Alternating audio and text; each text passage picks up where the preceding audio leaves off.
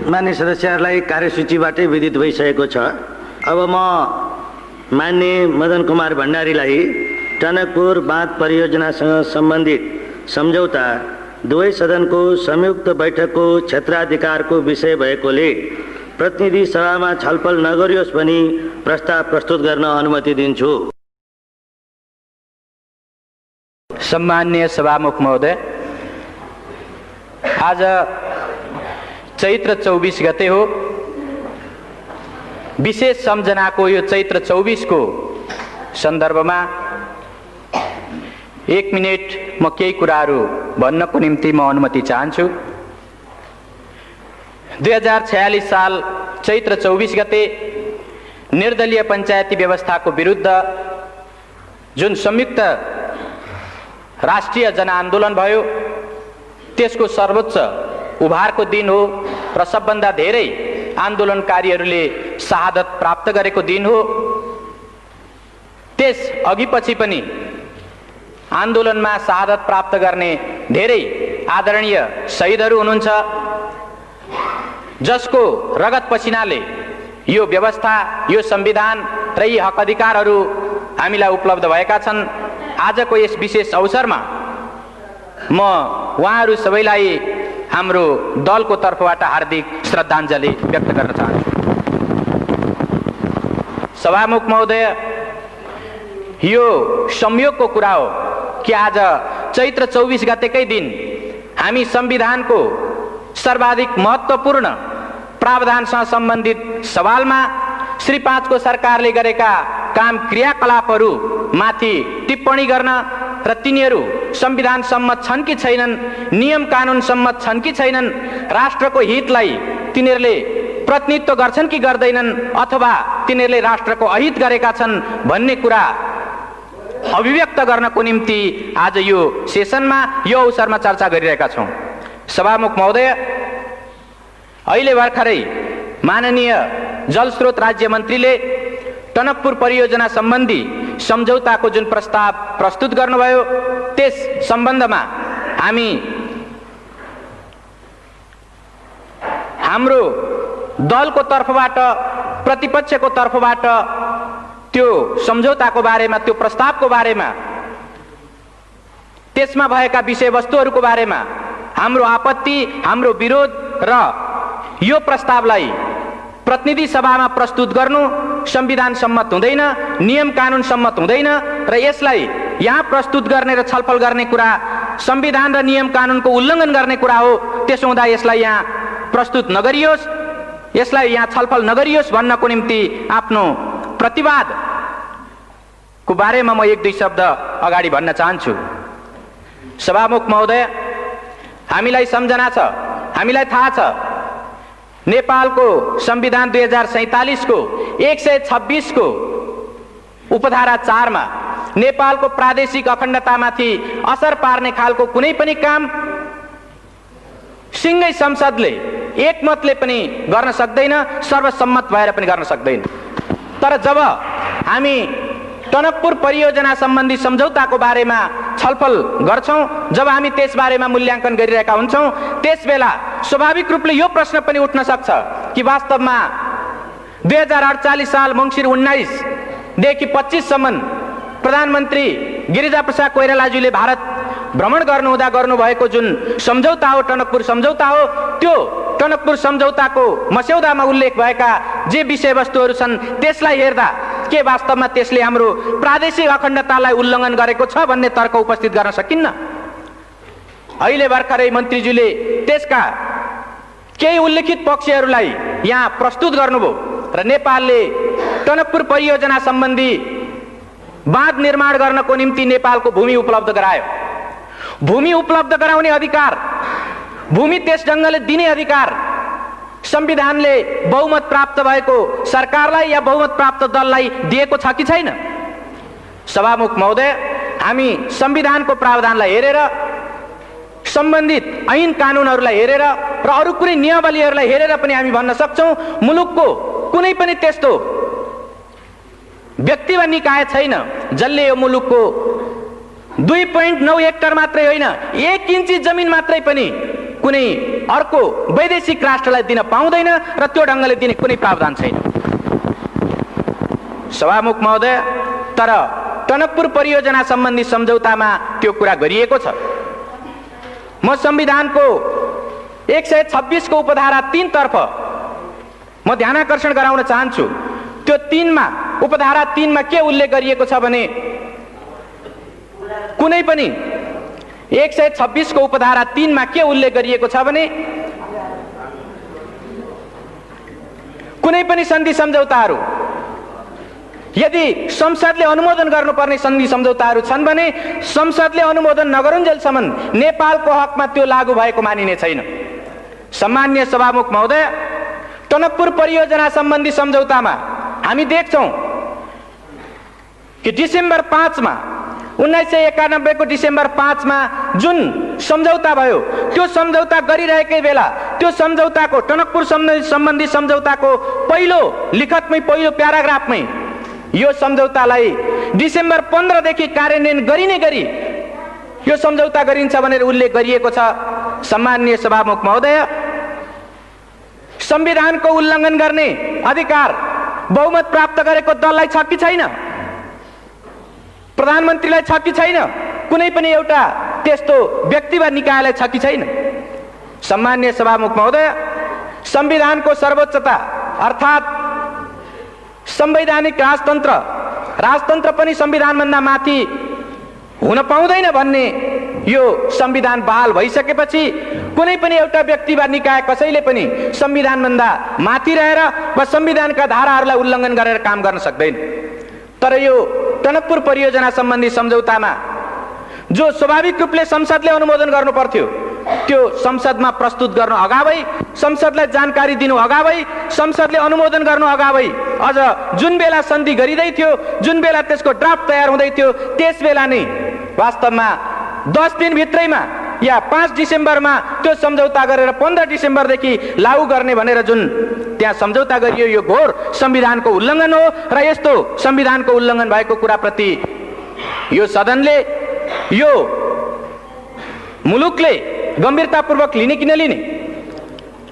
आदरणीय सभामुख महोदय, हामी यो कुरालाई अत्यन्त गम्भीरताका साथ लिनुपर्छ भन्ने ठान्छौँ। स्वाभाविक रूपले टनकपुर परियोजना सम्बन्धी सन्धि भइसकेपछि यो सदनलाई थाहा छ योभन्दा अगाडि पनि 2टा वा त्योभन्दा बढी सेसनको अवधिभरि राष्ट्रले यसबारेमा चर्चा परिचर्चा गरेको छ।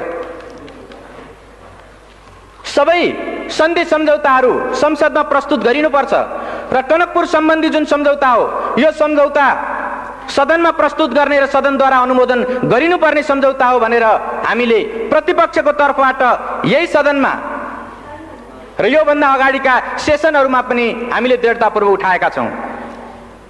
सभामुख महोदय, तर सत्ता पक्षबाट लगातार त्यो कुरालाई व्यवस्था गर्दै, लगातार त्यो कुरालाई अस्वीकार गर्दै यो कुनै सन्धि भएकै छैन, सन्धि भएकै होइन भनेर मुलुकलाई 1 वर्षसम्म लगातार गुमराहमा राख्ने, ढाँट्ने काम भयो।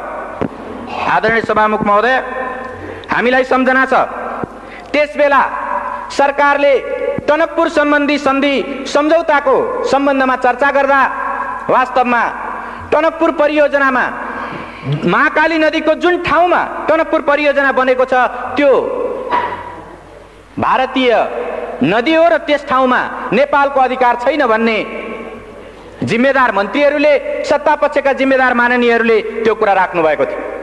त्यति मात्रै होइन, स्वाभाविक रूपले त्यसको जुन अभिन्न अङ्गको रूपमा रहेको बायाँ तटबन्ध हो त्यो बायाँ तटबन्धमा प्रयोग भएको नेपाली भूभाग त्यो टनकपुर परियोजनाको अभिन्न अङ्गको रूपमा होइन, त्यो त केवल नेपालतर्फ आउने बाढीलाई रोक्नको निम्ति मात्रै प्रयोग भएको भनेर बनाइएको भनेर श्री 5 को सरकारले उल्लेख गरेको थियो। त्यस ढङ्गले जिम्मेदार मन्त्रीहरूले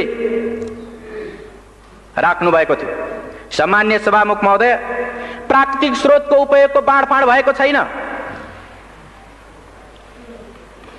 त्यसबाट मुलुकको कुनै अहित भएको छैन, बरु भारतले शुभेच्छा स्वरूप पानी र बिजुली नेपाललाई प्रदान गरेको छ भन्ने यस किसिमले सत्ता पक्षबाट जुन कुरा उल्लेख गरिएको थियो हामीलाई सम्झना छ। त्यो गलत हो। श्री 5 को सरकारले गरेका ती कुराहरू गलत छन्, जनतालाई गुमराहमा पार्ने खालका छन्, राष्ट्रको हितलाई हानि पुर्याउने खालका छन्, आघात पार्ने खालका छन्, संविधानलाई मिच्ने खालका छन् भनेर मुलुकले 1 वर्षसम्म लगातार सदनभित्र र बाहिर समेत चर्चा परिचर्चा चलायो र त्यसै सन्दर्भमा राष्ट्रको हितलाई, संविधानको मर्यादालाई र ऐन कानुनको मर्यादालाई पालन गर्नुपर्छ भन्ने सन्दर्भमा मुलुकले अभियान चलाउँदा धेरै होनहार नागरिकहरूको, धेरै त्यस्ता देशभक्तहरूको जीवन पनि गएको छ, धेरैले बलिदान पनि दिनु परेको छ।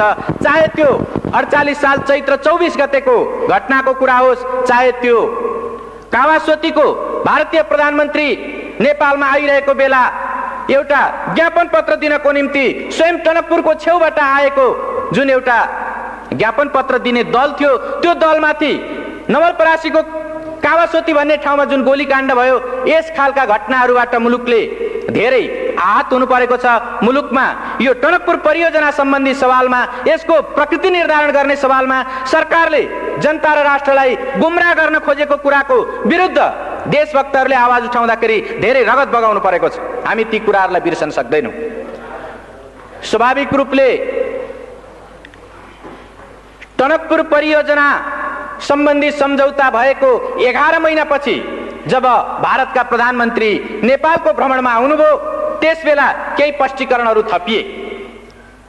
म यहाँ यो सम्झना गर्नु वाञ्छनीय ठान्छु। त्यो के हो भने, जब भारतका प्रधानमन्त्री यहाँ आउनुभयो र नेपालको प्रधानमन्त्रीसँग जब वार्ता भयो, त्यसको विज्ञप्तिमा उल्लेख गरिएको छ कि त्यो टनकपुर बाँध परियोजनामा प्रयोग भएको जुन नेपाली भूमि छ, त्यो नेपाली भूमिको सार्वभौमिकता नेपालकै रहिरहनेछ, अर्थात् नेपालकै त्यो हुनेछ भन्ने कुरा स्पष्टीकरण थपियो। म यसबाट के प्रश्न उठाउन चाहन्छु भने,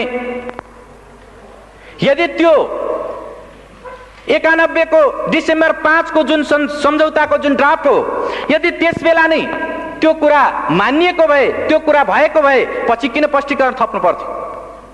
अनि जब नेपालको कुनै भूभागको बारेमा अर्को कुनै राष्ट्रको एउटा जिम्मेदार व्यक्तिले आएर यसको सार्वभौमिकता तपाईँकै हातमा छ भनेर नभनिदिउन्जेलसम्म सरकारले बोल्न नसक्ने वा त्यस्तो भन्न नसक्ने, मान्न नसक्ने यो जुन स्थिति देखा पर्यो, के यो एउटा बहुत दुःखदायी, बहुत एउटा हानिकारक खालको कुरा होइन र? मैले यसबाट के प्रश्नतर्फ ध्यानाकर्षण गर्न खोजेको हुँ भने, जसरी माननीय मन्त्रीहरू या सत्ता पक्षका माननीयहरू 2.9 हेक्टर जमिन र त्यो जलमग्न हुने क्षेत्रको जुन नेपाली भूभाग थियो, त्यो जमिनको बारेमा हामीले प्रश्न उठाउँदा, प्रतिपक्षको तर्फबाट प्रश्न उठाउँदा त्यसको सार्वभौमिकता नेपालमै रहेको कुराको ग्यारेन्टी सन्धिमा गरिएको छ भनेर उहाँहरूले देखाउन सक्नु भएको थिएन र उहाँले त्यो ढङ्गले हाम्रा सवालहरूको जवाब दिन सक्नु भएको थिएन। यसबाट यो जाहेर हुन्छ कि मैले सुरुमा नि जुन 126 को उपधारा 4 को जुन प्रश्न मैले यहाँ संविधानको 126 उपधारा 4 को जुन प्रश्न मैले उठाएँ, वास्तवमा त्यसबेला संविधानको भावना विपरीत नेपालको प्रादेशिक अखण्डतामा आँच आउन सक्ने गरी जमिन उपलब्ध गराइएको थियो र त्यो ढङ्गको गल्तीलाई पछि भारतीय प्रधानमन्त्री नेपालमा आएको बेलामा त्यसलाई सच्याउने प्रयत्न गरियो। त्यो स्पष्टीकरणको त्यति मात्रै अर्थ हो र यसबाट यो प्रश्न उठाउन सकिन्छ कि यो सरकारले प्रादेशिक अखण्डतामा आँच आउने खालको, त्यस ढङ्गको प्रश्न उठ्न सक्ने खालको काम गरेर एउटा राष्ट्रघात गरेको थियो। सामान्य सभामुख महोदय, हामीलाई सम्झना छ, मङ्सिर 30 गते, विगत मङ्सिर 30 गते सर्वोच्च अदालतले जब फैसला सुनायो, त्यसबेला हामी त्यो फैसलामा देख्न सक्छौँ श्री 5 को सरकारले जतिसुकै पारदर्शी ढङ्गले काम गरिरहेको छु भने पनि श्री 5 को सरकारले जनताको सुसूचित हुने हकलाई संरक्षण गरेको छु भनेर भनेको भए पनि टनकपुर बाँध सम्बन्धी यो सम्झौताको सन्दर्भमा उनले सांसदहरूलाई संसदभित्र र बाहिर जनतालाई जानकारीमा दिएका कुराहरू शिर न पुच्छरका कुराहरू थिए, शिर पुच्छर बिनाका कुराहरू थिए भनेर उनले फैसलामा उल्लेख गरेको छ। मैले यो यस कारणले उल्लेख गरिरहेको छु कि वास्तवमा सर्वोच्च अदालतले स्वयं प्रधानमन्त्रीज्यूलाई, जलस्रोत राज्य मन्त्रीज्यूलाई र अरू सरकारवाला व्यक्तित्वहरूलाई जब उसले बुझ्न चाह्यो, उहाँहरूले लिखित रूपमा जाहेर गर्नुभएका, अदालतलाई लिखित रूपमा उहाँहरूले दिनुभएका बयानबाट यो जाहेर हुन्छ कि उहाँहरूले त्यसबेला पनि प्राकृतिक स्रोतको उपयोगको बाँडफाँड भएको छैन, जनताको सुसूचित हुने अधिकारको हनन गरिएको छैन। यो बायाँ तटबन्ध भनेको त्यो टनकपुर परियोजनाको अभिन्न अङ्ग होइन र महाकाली नदीको जुन ठाउँमा टनकपुर बाँध परियोजना बनेको छ त्यो परियोजना भित्र नेपालको नदी अधिकार अर्थात् नेपालको त्यहाँ पानी सम्बन्धी अधिकार त्यस्तो छैन भनेर जुन उहाँहरूले उल्लेख गर्नुभएको थियो त्यो कुराको खिलाफमा सर्वोच्च अदालतले श्री 5 को सरकारले सुसूचित नगरेको शिर र पुच्छरको कुरा जानकारी दिएर तर उसले वास्तविक जानकारी नदिएको र प्राकृतिक स्रोतको उपयोगको बाँडफाँड भएकै हो भन्ने कुरा र देब्रे तटबन्ध टनकपुर परियोजनाको देब्रे तटबन्धमा प्रयोग भएको नेपाली जुन भूभाग छ र त्यो भूभागमा बनेको जुन बाँध छ त्यो बाँध टनकपुर परियोजनाको अभिन्न अङ्ग हो भन्ने कुरा उसले फैसला गरेको छ र यसबाट के प्रश्न उपस्थित हुन्छ भने श्री 5 को सरकार आफूले गरेका कामहरू जबसम्म अर्को कुनै निर्णायक महत्त्वपूर्ण सर्वोच्च निकायले जबसम्म फैसला गर्दैन तबसम्म ऊ आफ्ना गल्तीहरूलाई कुनै पनि हालतमा आत्मसमीक्षा गरेर वा अर्को कुनै प्रतिपक्ष वा देशका बुद्धिजीवीहरू वा आम जनताले उल्लेख गरे पनि ऊ कुनै सुन्ने टेर्ने र त्यसलाई समीक्षा गर्नेवाला छैन। तर जब सर्वोच्च अदालतले यो फैसला गर्यो त्यो फैसला गरे पछाडि पनि हामी यो सम्झना गर्न सक्छौं कि धेरै केही माननीय मन्त्रीज्यूहरूले त्यसपछि पनि उल्लेख गर्दा वास्तवमा त्यो त समझदारी नै भएको भनेर सन्धि भएको होइन भन्ने किसिमले फेरि पनि उहाँहरूले उल्लेख गर्नुभयो। फेरि पनि केही सत्तापक्षका माननीय सदस्यहरूले त्यस ढङ्गले उल्लेख गर्नुभयो। साँच्चै भन्ने हो भने यसो भन्न सकिन्छ सर्वोच्च अदालतको फैसलालाई पनि अपमान गर्ने खालका कुराहरू उहाँहरूले धेरै ठाउँमा उल्लेख गर्नुभएको छ। सम्माननीय सभामुख महोदय, अहिले श्री 5 को सरकारको तर्फबाट जलस्रोत राज्य मन्त्रीले प्रतिनिधि सभामा जुन सम्झौता प्रस्ताव प्रस्तुत गर्नुभएको छ र जुन मूल्याङ्कनको हवाला दिँदै उहाँले यो प्रस्ताव राख्नु भएको छ म के उल्लेख गर्न म के भन्न चाहन्छु भने श्री 5 को सरकार संविधान ऐन कानून राष्ट्र र जनताको हितमा व्यवस्थाको हितमा नहुने खालका आफ्ना क्रियाकलापहरूलाई सकेसम्म ढाकछोप गर्न चाहन्छ र हामीलाई यो सम्झना छ कि बितेको 1 वर्षसम्म यो सन्धि नै होइन भनेर उत्तिकै दृढताका साथ प्रधानमन्त्री लगायत सबै माननीय मन्त्रीहरू र सत्तापक्षका सांसदहरू यो उल्लेख गरिरहनु भएको थियो। अहिले सर्वोच्च अदालतले फैसला सुनाइसकेपछि यो सन्धि हो र यसलाई संसदमा लगेर अनुमोदन गराउने सर्वोच्च अदालतको आदेश छ। हामी संसदको सर्वोपरिताको संसदको सम्मानको हामी आदर कदर गर्छौं र सर्वोच्च अदालतको फैसलालाई हामी सम्मान गर्छौं भनेर उहाँहरू धेरै व्याख्या विश्लेषण गरिरहनु भएको छ। तर के सम्झना गर्न सकिन्छ भने जुन बेला प्रतिपक्षको तर्फबाट यस्ता सन्धि सम्झौताहरूलाई सदनमा प्रस्तुत गर्नुपर्छ भनेर माग राखिएको थियो त्यसबेला उहाँहरूले त्यसलाई ठाडै अस्वीकार गर्दै आउनुभयो र अहिले पनि जबकि यो टनकपुर परियोजना सम्बन्धी सम्झौता दीर्घकालीन प्रकृतिको छ, त्यो व्यापक प्रकृतिको छ, त्यो महत्त्वपूर्ण छ र त्यसले स्वाभाविक रूपले दीर्घकालीन व्यापक व महत्त्वपूर्ण त्यसले प्रभाव पार्छ, त्यस्तो असर पार्छ। यस्तो सन्धिलाई साधारण प्रकृतिको भनेर त्यस्तो मूल्याङ्कन गर्दै उहाँहरू प्रतिनिधि सभामा साधारण बहुमतले पास गर्न सकिने रूपमा प्रस्तुत गर्दै हुनुहुन्छ। यसले वास्तवमा श्री 5 को सरकार संसदको सम्मान संविधानको सम्मान गरिरहेको छैन भन्ने कुरा स्पष्ट रूपमा जाहेर गरेको छ। आदरणीय सभामुख महोदय, यो सर्वोच्च अदालतको फैसलालाई उल्लेख गर्दै जसरी श्री 5 को सरकारले यहाँ प्रस्ताव प्रस्तुत गरेको छ म के तर्फ ध्यानआकर्षण गर्न चाहन्छु भने सर्वोच्च अदालतको फैसला पनि कानुन सम्मत ढङ्गले नै कार्यान्वित गरिनुपर्छ। अर्थात् कुनै पनि अदालतको आदेश कानुन विहीन ढङ्गले कानुन विपरीत ढङ्गले कार्यान्वयन हुन सक्दैन। जब सन्धिको कुरा आउँछ सन्धिलाई संविधानको 126 को उपधारा 1 ले कानुन सम्मत ढङ्गले त्यसलाई अनुमोदन सम्मेलन स्वीकृति गर्ने कुराको व्यवस्था गरेको छ। सन्धिको अनुमोदन गर्ने कानुन कुन हो? हामीलाई सम्झना छ नेपाल सन्धि ऐन 2047। नेपाल सन्धि ऐन 2047 नै यस्तो कानुन हो जुन कानुनले सन्धि सम्झौताहरूलाई अनुमोदन गर्नको निम्ति अधिकार सृष्टि गर्छ, त्यसको एउटा निश्चित अधिकार क्षेत्रलाई त्यसले निर्धारण गर्छ। तर हामीले अहिले भर्खरै सुन्यौं यो प्रस्तावमा श्री 5 को सरकारले सन्धि ऐनको कुनै उल्लेख नगरिकन केवल संविधानको 126 धाराको उपधारा 2 को प्रतिबन्धात्मक वाक्यांशलाई प्रतिबन्धात्मक पक्षलाई उल्लेख गर्दै अनि प्रतिनिधि सभा नियमावलीको 219 का उपधाराहरूलाई उल्लेख गर्दै उसले यो प्रस्तुत गरेको छ। यसले के जाहेर गर्छ भने यो प्रतिनिधि सभा नियमावली भनेको निश्चित रूपले एउटा प्रक्रिया निर्धारण गर्ने कानुन हो। यो अधिकार सृष्टि गर्ने होइन, प्रक्रिया निर्धारण गर्ने कानुन मात्र हो। तर जुन अधिकार सृष्टि गर्ने कानुन हो, अधिकार सृष्टि गर्ने जुन व्यवस्था हो, ऐनको व्यवस्था हो, त्यो भनेको 2047 को सन्धि ऐन नै हो। त्यो सन्धि ऐनको उल्लेख श्री 5 को सरकारले यसमा गरेको छैन। त्यसको कारण के हो भने सन्धि ऐनमा स्वाभाविक रूपले संविधानको धारा 126 को उपधारा 2 का जे जति पनि सन्धि सम्झौताहरू छन् त्यस्तो सन्धि सम्झौताहरूलाई संयुक्त सदनको 2/3बाट अनुमोदन गर्नुपर्छ भन्ने त्यसले सुस्पष्ट व्यवस्था गरेको छ।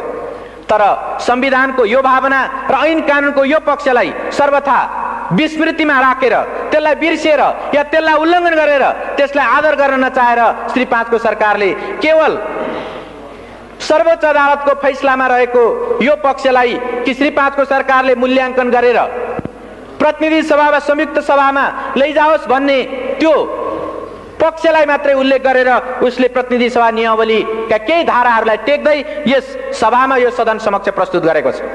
स्वाभाविक रूपले मैले अघि नै भने सर्वोच्च अदालतका फैसलाहरू पनि कानुनसम्मत ढङ्गले मात्रै कार्यान्वित हुन सक्छन् र स्वाभाविक रूपले कानुनभित्र पनि प्रक्रिया निर्धारण गर्ने कानुन होइन, अधिकार सृष्टि गर्ने कानुन अन्तर्गत नै त्यसको कार्यान्वयन हुनुपर्छ।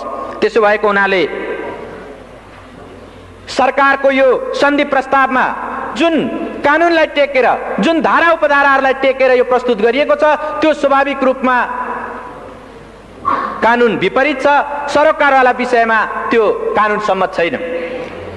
सम्मान्य सभामुख महोदय, त यो परिस्थितिमा हामी के भन्न सक्छौं भने श्री 5 को सरकारले एक खालको पूर्वधारणा बनाएर त्यस अनुरूप मूल्याङ्कन गर्ने कुरा या त्यस अनुरूप आफ्ना धारणाहरू निश्चित गर्ने र त्यस ढङ्गले कार्यान्वयन गर्ने कुरा उल्लेख गर्दै आएको छ।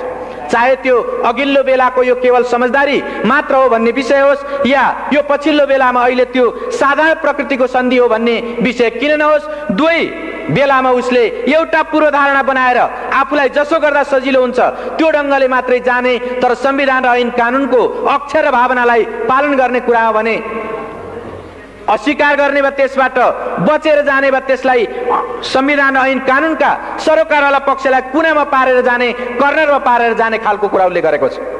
त्यसो भएको हुनाले जसरी अहिले श्री 5 को सरकारको यो मूल्याङ्कनभित्र साधारण प्रकृतिको भनेर यसमा प्रस्तावमा उल्लेख गरिएको छ र यो सदनमा प्रस्तुत गरिएको छ, हामीलाई यो सम्झना छ या हामी यो बारेमा वाकिफ छौं, जानकार हुन सक्छौं कि संविधानको 126 को उपधारा 2 भनेको स्वाभाविक रूपले जुन निश्चित सन्धि सम्झौताहरूलाई संयुक्त सदनको 2/3ले समर्थन गर्नुपर्छ, 2/3ले अनुमोदन गर्नुपर्छ भनेर उल्लेख गरेको छ। संविधानको मूल भावना त्यही हो। त्यसो भएको हुनाले त्यसभित्र जुन प्रतिबन्धात्मक पक्ष छ, प्रतिबन्धात्मक अंश छ, त्यसको निम्ति यो साधारण प्रकृतिको, यो अल्पकालीन हो, यो दूरगामी प्रभाव पार्ने होइन, यो त्यस्तो महत्त्वपूर्ण होइन भन्ने त्यसको विशेष स्थिति सरकारले पुष्टि गर्न सक्नुपर्छ। सरकारले त्यस्ता प्रमाणहरू प्रस्तुत गर्न सक्नुपर्छ। तर हामी सिङ्गो त्यो मूल्याङ्कन प्रस्तावलाई अध्ययन गर्दा सरकारले त्यो खालका कुनै तथ्यहरू प्रस्तुत गरेको हामी पाउँदैनौँ, उसले प्रस्तुत गर्न सकेको छैन। प्रश्न उठ्न सक्छ, यो टनकपुर सन्धि, टनकपुर जलविद्युत परियोजना सम्बन्धी जुन सन्धि सम्झौता हो यो अल्पकालीन हो कि दीर्घकालीन हो? निश्चित रूपले यो एउटा सापेक्ष कुरा हो। सर्वोच्च अदालतले पनि भनेको छ यो एउटा सापेक्ष कुरा हो। तर सापेक्षताकै अर्थमा लिँदा पनि यसको व्याख्या कसरी गर्ने, अल्पकालीनता र दीर्घकालीनताको व्याख्या कसरी गर्ने? म के प्रश्न उठाउन चाहन्छु भने एउटा संसद 5 वर्षको हुन्छ, सामान्यतया विशेष स्थिति आएन भने त्यो 5 वर्षको हुन्छ। यदि 6 वर्षको निम्ति कुनै सन्धि हुन्छ भने त्यो अल्पकालीन हो कि दीर्घकालीन हो? एउटा संसदबाट अर्को संसदमा ट्रान्सफर हुने त्यस खालको सन्धि हुन्छ भने, 5 वर्षभन्दा बढ्ताको सन्धि हुन्छ भने त्यसलाई दीर्घकालीन भन्न सकिन्छ कि सकिँदैन? सभामुख महोदय, नेपालीहरूको आयु, औसत आयु 52 वर्ष छ। 52 वर्षसम्म, 50-52 वर्षसम्म कायम हुने सन्धि हो भने त्यो अल्पकालीन हो कि दीर्घकालीन हो? सभामुख महोदय, त्यति मात्रै होइन, टनकपुर परियोजना सम्बन्धी जब त्यो सन्धिको मजमुनलाई हामी हेर्छौँ कि त्यो ठाउँमा नेपालले जुन भूमि उपलब्ध गराएको छ या अन्य विभिन्न कुराहरूको जुन कन्ट्रिब्युसन गरेको छ, त्यो कन्ट्रिब्युसनको कुरालाई लिएर हेर्ने हो भनेदेखि त्यसमा यो सन्धिको कुनै अवधि, कुनै त्यस्तो भोगाधिकारको कुराहरू, जमिनको उपभोग गर्ने अवधिको कुराहरू कुनै उल्लेख गरिएको छैन। जब यो उल्लेख गरिएको छैन भने स्वाभाविक रूपले अनुमान गर्न सकिन्छ जबसम्म त्यो टनकपुर बाँध रहन्छ, जबसम्म त्यो परियोजनाका प्राविधिक पक्षहरू निकम्मा हुँदैनन्, तबसम्म त्यो सन्धि कायम रहनेछ। यदि त्यस्तो हो भने हामी अरू धेरै, चाहे त्यो कोशीको होस् वा गण्डकीको होस् या महाकालीमा भएको शारदा नदीको कुरा होस्, शारदा ब्यारेजको कुरा होस्, त्यो ठाउँमा ती कुरालाई, त्यो प्रविधिको कुरालाई हेर्दै यो आधुनिक प्रविधिद्वारा निर्मित भएको टनकपुर बाँध परियोजना 100 वर्षभन्दा माथि टिक्न सक्छ भनेर भन्न सक्छौँ। 100 वर्षभन्दा माथि टिक्छ भने सभामुख महोदय, यसलाई दीर्घकालीन भन्ने कि अल्पकालीन भन्ने? अर्कोतिर स्वाभाविक रूपले यो व्यापक होइन भन्ने त्यस ढङ्गको निष्कर्ष मूल्याङ्कन प्रस्तावमा प्रस्तुत गरिएको छ। तर त्यो मूल्याङ्कन प्रस्तावकै एउटा हिस्सामा के उल्लेख गरिएको छ भने यसको मूल्याङ्कन गर्दा भारत भ्रमणमा प्रधानमन्त्रीले गएर गर्नुभएका अरू तमाम सन्धि सम्झौता र परियोजनाहरूको बारेमा पनि ख्याल गर्नुपर्छ भनेर उल्लेख गरिएको छ। जब एउटा सन्धिको एउटा विषयको बारेमा मूल्याङ्कन गरिरहेको बेला तमाम सन्धि सम्झौता, त्यस बेला गरिएका तमाम सन्धि सम्झौताहरूको परिप्रेक्ष्यलाई ख्याल गर्नुपर्छ भनेर भनिन्छ भने के यो दुई देश बीचको सम्बन्धलाई ख्याल गरिनुपर्छ भन्ने होइन र? व्यापारको कुरा या व्यापार वाणिज्यको कुरा अरू तमाम क्षेत्रको, चाहे निर्माणको होस् या व्यापारको होस् या अन्य सम्बन्धको कुरा होस्, त्यो तमाम सवालमा ख्याल गर्नुपर्छ भनेर स्वयं यो मूल्याङ्कन प्रस्तावले उल्लेख गर्छ भने के यो व्यापक प्रकृतिको भएन र?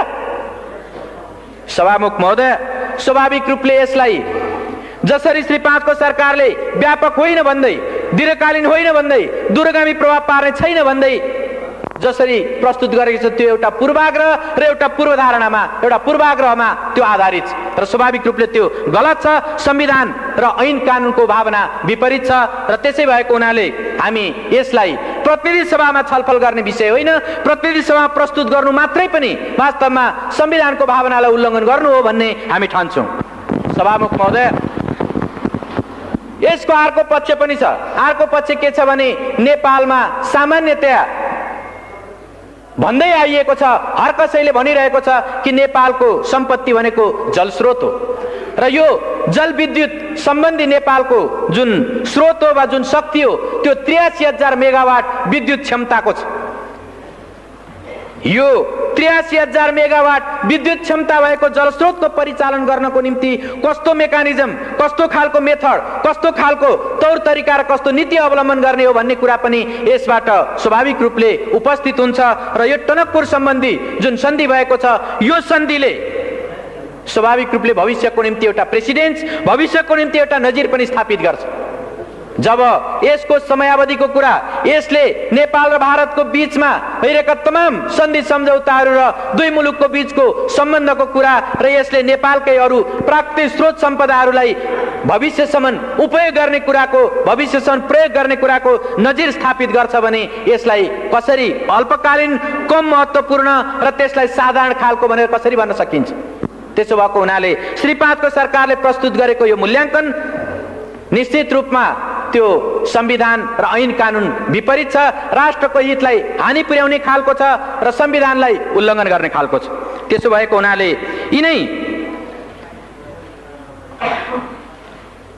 यिनै विषयहरूलाई आत्मसात गरेर, यिनै कुराहरूलाई हृदयङ्गम गरेर हामीले टनकपुर सम्बन्धी यो सन्धि प्रस्तावलाई प्रतिनिधि सभामा प्रस्तुत गर्नु र प्रतिनिधि सभामा छलफल गर्नु यो संविधान विपरीत हो भन्ने त्यो मान्यता राखेर हामीले एउटा प्रस्ताव हाम्रो विभिन्न प्रतिपक्षी सांसदहरूले सही गरेर माननीय सभामुख समक्ष हामीले प्रस्तुत गरेका छौँ र त्यो प्रस्तावलाई म यहाँ पढेर सुनाउन चाहन्छु। माननीय सभामुख महोदय, टनकपुर बाँध परियोजनासँग सम्बन्धित सन्धि दुवै सदनको संयुक्त बैठकको क्षेत्राधिकारको विषय भएकोले प्रतिनिधि सभामा छलफल नगरियोस्। माननीय महोदय, श्री 5 को सरकारको तर्फबाट टनकपुर बाँध परियोजनासँग सम्बन्धित सन्धि प्रस्तावलाई प्रतिनिधि सभामा प्रस्तुत गर्न संसद सचिवालयमा सो प्रस्ताव दर्ता गराएको जानकारीमा आएको हुँदा हामी माननीय सभामुख समक्ष निम्न ब्यौराको निवेदन गर्दछौँ। नेपाल अधिराज्यको संविधान 2047 को धारा 126 को उपधारा 2 ले नेपालको प्राकृतिक सम्पदाको उपयोग र त्यसको बाँडफाँड सम्बन्धी सम्झौता संसदको दुवै सदनको संयुक्त बैठकमा उपस्थित सदस्यहरूको 2/3 बहुमतबाट अनुमोदन गराउनु पर्ने व्यवस्था गरेको छ। यो प्रष्ट संवैधानिक व्यवस्था हो। यसको अपवादको रूपमा राष्ट्रलाई गम्भीर व्यापक दीर्घकालीन असर नपर्ने प्रकृतिको सन्धि प्रतिनिधि सभाको साधारण बहुमतबाट अनुमोदन गराउने प्रावधान छ। श्री 5 को सरकारले भारत सरकारसँग गरेको टनकपुर परियोजना सम्बन्धी सन्धिबाट दीर्घकालीन गम्भीर व्यापक असर पर्ने कुरा स्वतः स्पष्ट छ। यसर्थ टनकपुर परियोजना सम्बन्धी सन्धि दुवै सदनको संयुक्त बैठकमा उपस्थित सदस्यहरूको 2/3 अनुमोदित भएपछि मात्र नेपाल अधिराज्यको हकमा लागू मानिन्छ। यसको लागि टनकपुर बाँध परियोजनासँग सम्बन्धित सन्धि प्रतिनिधि सभामा पेश हुने होइन, दुवै सदनको संयुक्त बैठकमा पेश गरिनु पर्दछ। हाम्रो संवैधानिक व्यवस्था यही हो। हाल बहालमा रहेको नेपाल सन्धि ऐन 2047 को दफा 4 ले संविधानको धारा 126 को उपधारा 2 बाहेकका सन्धि मात्र प्रतिनिधि सभामा पेश गर्न सकिने व्यवस्था गरेको छ र श्री सर्वोच्च अदालतबाट 2049 मङ्सिर 30 गतेको फैसलामा टनकपुर बाँध परियोजनासँग सम्बन्धित सन्धि प्रष्ट उल्लेख भएको छ। यसबाट पनि टनकपुर बाँध परियोजनासँग सम्बन्धित सन्धि प्रतिनिधि सभामा पेश हुने होइन, दुवै सदनको संयुक्त बैठकमा पेश हुने सन्धि हो भन्ने प्रष्ट हुन्छ। प्रतिनिधि सभा नियमावली 2048 को दफा 72 ले संवैधानिक व्यवस्था विपरीत कुनै पनि प्रस्ताव प्रतिनिधि सभामा छलफलको लागि ग्राह्य नहुने व्यवस्था गरेको छ। टनकपुर परियोजना सम्बन्धी सन्धि प्रस्ताव प्रतिनिधि सभामा छलफलको लागि प्रस्तुत हुन संविधानको धारा 126(2) र सन्धि ऐनको दफा 4 र 5 को विपरीत हुने हुँदा प्रतिनिधि सभा नियमावलीको दफा 72 बमोजिम यस्तो प्रस्तावलाई प्रतिनिधि सभाको कार्यसूचीमा राखी छलफल गर्न मिल्दैन। टनकपुर परियोजना सम्बन्धी सन्धि प्रस्ताव प्रतिनिधि सभाको कार्यसूचीमा राखी छलफल गरियोस् भनी श्री 5 को सरकारले संसद सचिवालयमा दर्ता गराएको प्रस्तावमाथि उल्लेखित प्रकारले संविधान र कानून संगत नभएको हुँदा यो प्रस्ताव खारेज गरियोस् भनी माननीय सभामुख समक्ष सादर अनुरोध गर्दछौँ। साथै टनकपुर परियोजना सम्बन्धी सन्धि प्रस्तावमाथि छलफल गर्न र निर्णय गर्न संविधानको धारा 126(2) र सन्धि ऐन 2047 को दफा 5 बमोजिम दुवै सदनहरूको संयुक्त बैठक बोलाउन माननीय सभामुख महोदयसँग अनुरोध गर्दछौँ। सदनको संयुक्त बैठक र संयुक्त समितिको नियमावली 2048 को दफा 18 ले श्री 5 को सरकारले सन्धि सम्झौताहरू संयुक्त बैठकमा प्रस्तुत गर्न चाहेमा सोको व्यवस्था गरेको छ। तर श्री 5 को सरकारले नचाहँदा संसदको आफ्नै पहलमा दुवै सदनको संयुक्त बैठक बोलाउने बारे कुनै दफामा प्रष्ट उल्लेख भएको पाइँदैन। संविधानको धारा 126(2) ले दुवै सदनको संयुक्त बैठकको व्यवस्था गरेको छ। श्री सर्वोच्च अदालतको फैसलाबाट टनकपुर परियोजना सम्बन्धी सन्धि संविधानको धारा 126(2)